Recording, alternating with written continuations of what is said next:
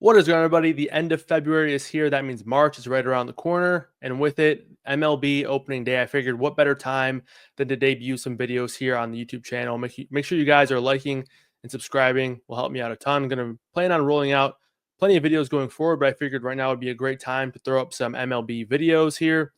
We had NBA All-Star break last week, so I had a ton of free time to dive into some MLB stats, and I figured let's get some MLB season-long props and bets up on Scores and Odds. Make sure you guys are heading over there, checking out all my plays at Scores and Odds. And then again, I'll be bringing the MLB ones here as well over the course of 3 or 4 videos or so. This one is going to be the MLB awards predictions and betting video. We're going to have a home run prop video as well as a team wins total video rolling out in the future. And I might have some more MLB ones prior to the season as well. But again, make sure you guys are liking and subscribing here. Will help me out a ton. And again, I do plan to bring some more videos to the YouTube side of things. So feel free to stick around, stay tuned for all the future content.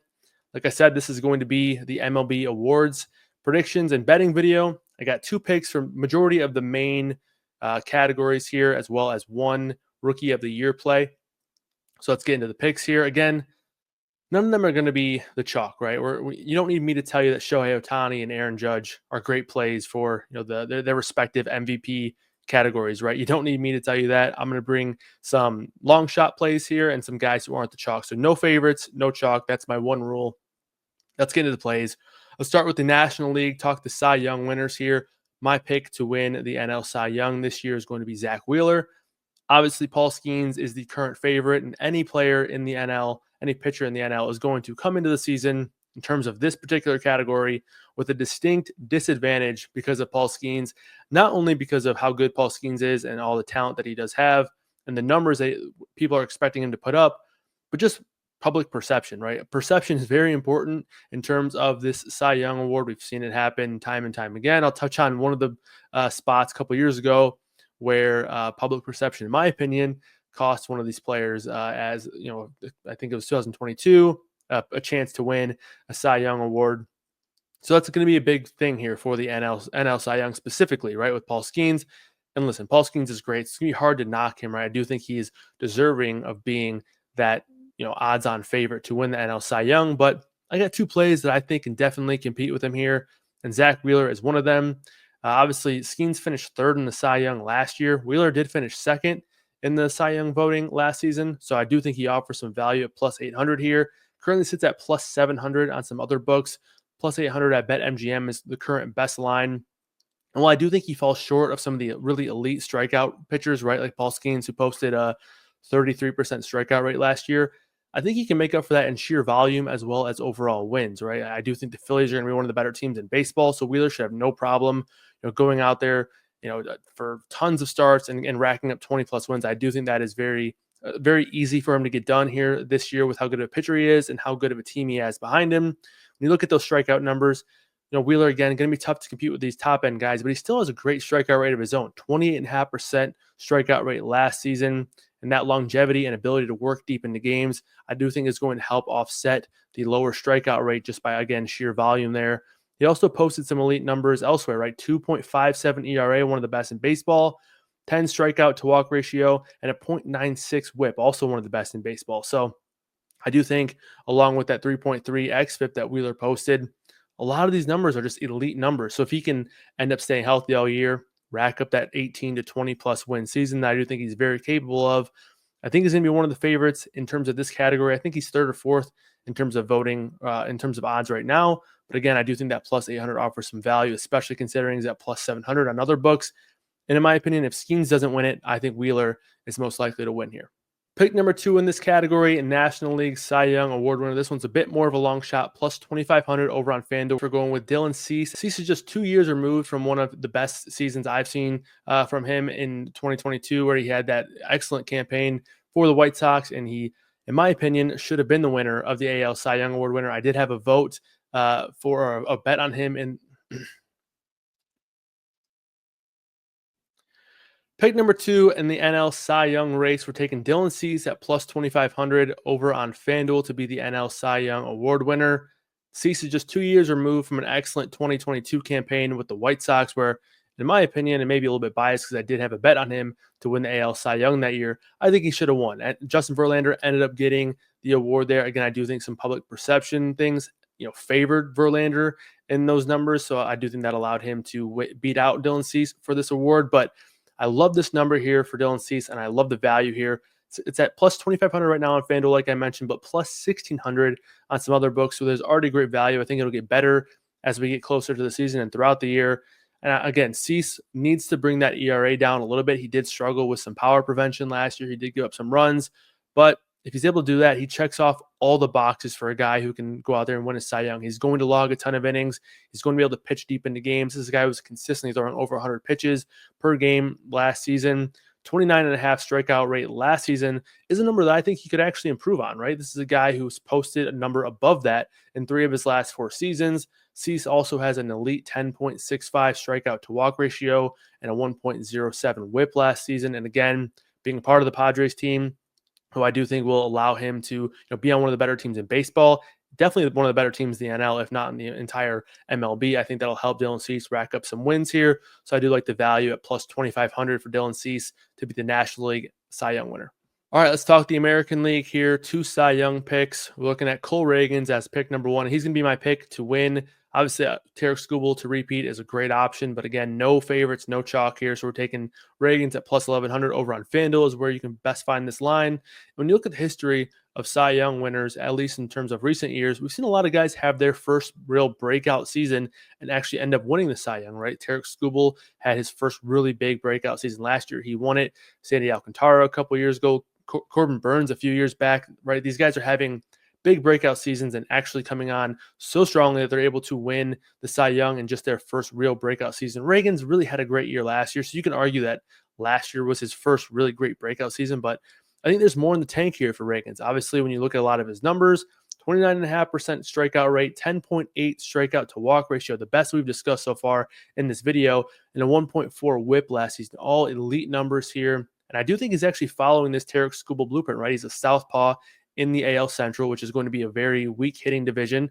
And the Royals have one of the better lineups in the division as well. He's going to be able to pick on the White Sox all year long. The Tigers I do like quite a bit here, but again, they're a team that strikes out a lot. They didn't score a lot of runs last year, so I think this could also be a good matchup for Reagans going forward, especially as a lefty, where last year we saw extreme splits there for the Tigers, and Reagans absolutely dominated the Tigers several times last year. So again, I do think he has a good matchup in terms of divisional opponents, and I think similar to Skubal last year, Reagans could kind of pick on them throughout the season in order to inflate these numbers a little bit.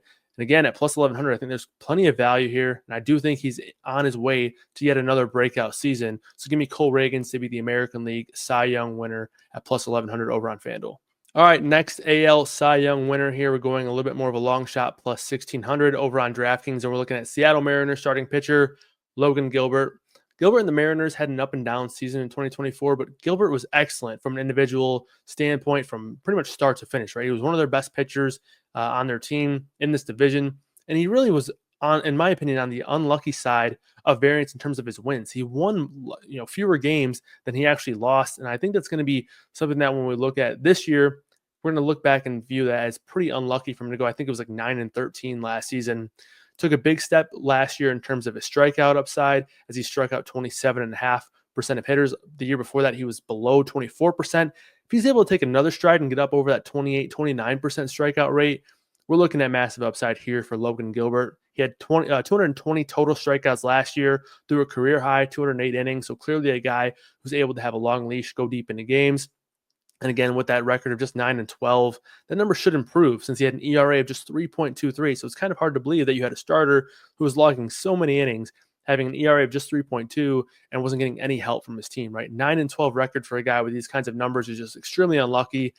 In my opinion, if Gilbert's able to maintain that sort of strong pitching production, he could easily be a guy with 18+ win upside. So I do like this upside here at plus 1,600 on the odds for Logan Gilbert to win the American League Cy Young. All right, let's stick in the AL and let's talk the MVP race here. Obviously, when you look at Aaron Judge, odds-on favorite to repeat. In my opinion, if Aaron Judge has a season even remotely close to what he's done in 2 of his last 3 years, it's going to be hard for anybody else to win the MVP award. However, I'm not going to any chalk, any favorites here, as I mentioned earlier. Let's get into the plays. We're going to go with the guy who actually finished 4th in the AL MVP voting last season, Gunnar Henderson here at plus 750 over on DraftKings. This number is actually lower on some other books as well. So again, more value there. Henderson is coming off an exceptional season at the plate. Again, finished fourth in voting behind Judge, Bobby Witt, and Juan Soto last year. Juan Soto off to the NL. So again, that helps Henderson's odds to make a jump here in terms of the MVP voting. And when you look at it, he's a multi-dimensional player, right? He's one of the better hitters in baseball from a power perspective, from a contact perspective. Doesn't hurt that he's also one of the better base runners in baseball as well. He ranked in the 92nd percentile or better in a lot of these key stats like xWOBA, x-batting average, expected slugging, exit velocity, and hard hit percentage. So a lot of these numbers actually kind of point me in the direction of saying that, okay, maybe that 37 home run number wasn't a fluke, right? Maybe he can repeat that or maybe even improve that with some of the numbers that he was able to post in terms of his underlying advanced stats last season. So while it would take an incredible season to improve on that, I think those numbers that are behind it kind of back up the chance that maybe he's able to do that. And I do think he could improve on his stolen base numbers as well. Obviously, it's going to be tough for him to go out and do what Acuna did when he won MVP a few years ago and steal 75 bases or whatever it was. But if he's able to get 40-40, that's a really strong season. And the guy, if he gets 40 home runs and 40 stolen bases, I'll say it now, he will win the American League MVP award, especially if the Orioles are able to be one of the better teams in baseball. It might take a little bit of luck there to improve on what they did last year while losing Corbin Burns and losing Anthony Santander at 44 home runs. But even more reason to attribute more success for this Orioles team to Gunnar Henderson if he's able to have that kind of season and the Orioles are able to kind of replicate where they were last year and make the playoffs once again. So give me Gunnar Henderson to win the AL MVP at plus 750 over on DraftKings. Pick number 2 is a fun one. A lot of drama around this one, but I'm going to Vladdy Guerrero Jr. to be the AL MVP at plus 1,700. I put up this pick exactly one day after all the news of his contract extension deadline not being hit, and obviously no extension. So it does sound like Vladdy will be out of Toronto at the end of the year, maybe even before that. Maybe they make a trade for him. Who knows? And obviously with the off the field drama, it's going to be tough to sort of assess this, but I do think plus 1,700 is just too long of a number, right? For a guy who is strictly one of the better hitters in baseball. When you look at the MVP award, things that are important are things like OPS, WAR, WRC plus. Guerrero, despite having one of the worst starts in baseball last season, the first 2 months or so for Vladdy were absolutely awful. He still finished with 30 plus home runs. He still finished in the top 5 in the AL in OPS and WRC plus, two very crucial numbers for this MVP award. And again, if he gets traded to an NL team, that's obviously going to be, throwing a wrench in things here. But if he stays in the AL, let's say he does get traded midseason, I still think I would probably have to side with things being, less likely for him to get traded than not. But, I do think that would throw a wrench in things if he gets moved to the NL. But if he stays in the AL, all things are pretty much the same at plus 1,700. I think there's just a lot of value here for a guy who is, in my opinion, with Juan Soto out of the AL, top 3 hitter in the AL side of things here, especially when you again factor in that very slow start and still able to finish with all these strong numbers. He might even be the second best pure hitter in the American League. So again, I'll take Vladdy here at plus 1,700. All right, let's talk the National League now. 2 MVP plays here.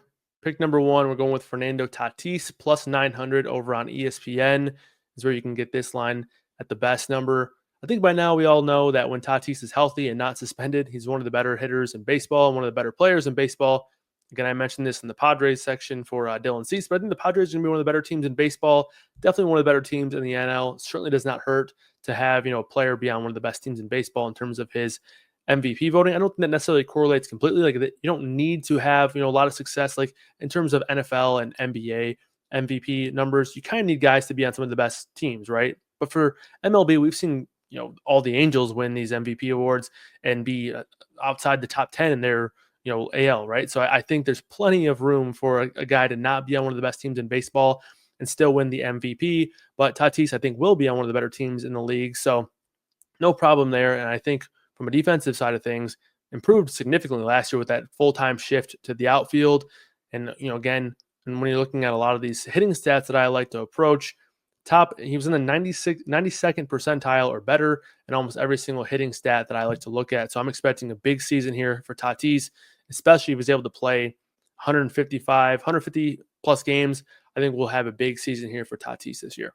All right, pick number 2 in the NL for the MVP award, plus 1,600. Again, this one's also over on ESPN Bet, but I like Kyle Tucker. Kyle Tucker heads to Chicago after the Cubs traded for him in December. Kind of an odd trade there for the Astros, seemingly saying, all right, we're looking for the future there. Don't want to have to worry about repaying Kyle Tucker here. And while he played in just 78 games last season, he was amazing in those games. 23 home runs in just 78 games. When you look at, again, these common trends that I've been talking about for MVPs, players who are, amongst the best in their league in terms of OPS, WRC plus. Last year, again, shortened season for Tucker, but he would have been second in the NL in both of those categories, OPS and WRC plus. It's going to be very difficult for him to compete with Ohtani, especially if Ohtani's pitching this year. We saw, I believe it was 3-4 years ago when Ohtani won his first MVP award. It was basically just a cheat code, right? Like, he didn't even have that great of a season at the plate, but with him pitching full time and also hitting, especially with the wins above replacement argument, it's very difficult for people to really match Ohtani. So if he's pitching full time, it's going to be tough for these guys to match Ohtani and beat him out for the MVP award. But again, no favorites, no chalk. So we're taking Kyle Tucker at plus 1,600 over on ESPN to be our long shot NL MVP award winner.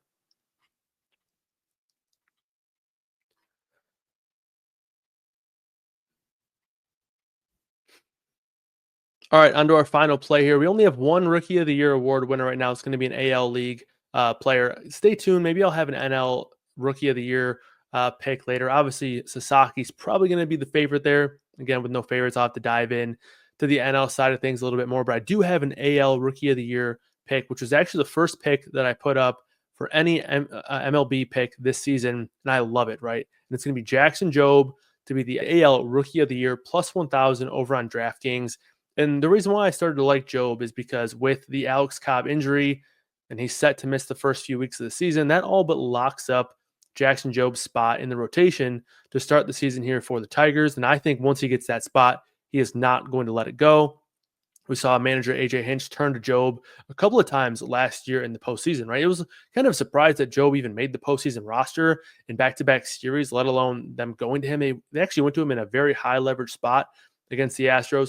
Didn't have a lot of success in that spot, but just the fact that AJ Hinch had the confidence to go to him in that sort of environment was a huge indicator that they trust Jackson Jobe and they're excited in their future. For him, obviously, he's a top 10 prospect in the MLB right now, so there's really no surprise. In the minors last year, he had a 26% strikeout rate, which actually is quite low, but a 30% CSW. That's amongst some of the better numbers in the MLB numbers as well. So I think that this is a spot where he can benefit from having one of the best pitching coach staffs, in my opinion, in the MLB, as well as being able to learn from reigning AL Cy Young Award winner Tarik Skubal. The Tigers also brought now World Series champion Jack Flaherty back into the mix here, so he's going to be able to learn from both of those guys. He'll be the third or fourth, maybe even the fifth pitcher in this rotation here.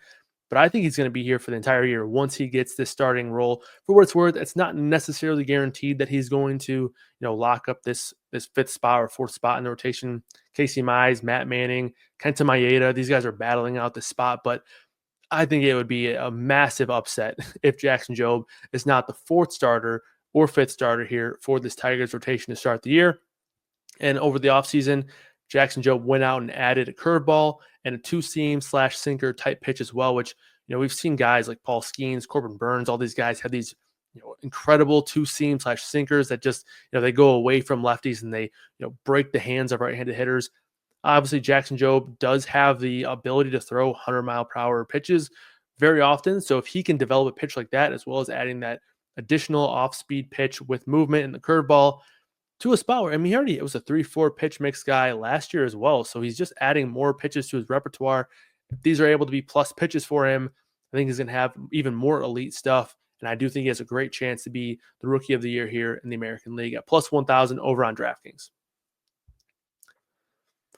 All right, that's going to do it for the award predictions. Let me know in the comments below who you guys have winning these awards here. Let me know if you guys have any other long shot picks here for the Cy Youngs, the MVPs, the Rookie of the Year. Let me know what you think in the comments. Let me know what you think of my picks as well. And again, make sure you guys are subscribing, liking, follow me on Twitter at KamerDFS if you have any questions or any comments on what you want to see in future videos. But again, I had a lot of fun doing these videos, so I'm going to be planning on putting out some more content as well. And I think for the season long and future bets, it's, obviously the ideal kind of long form content that will have some shelf life up until the start of the season, and maybe even at the beginning of the season, for you guys to go in and make some money on some of these props here. And again, some long shots. So stay tuned for the future picks here. We're going to be doing some home run props as well as the team win totals bets.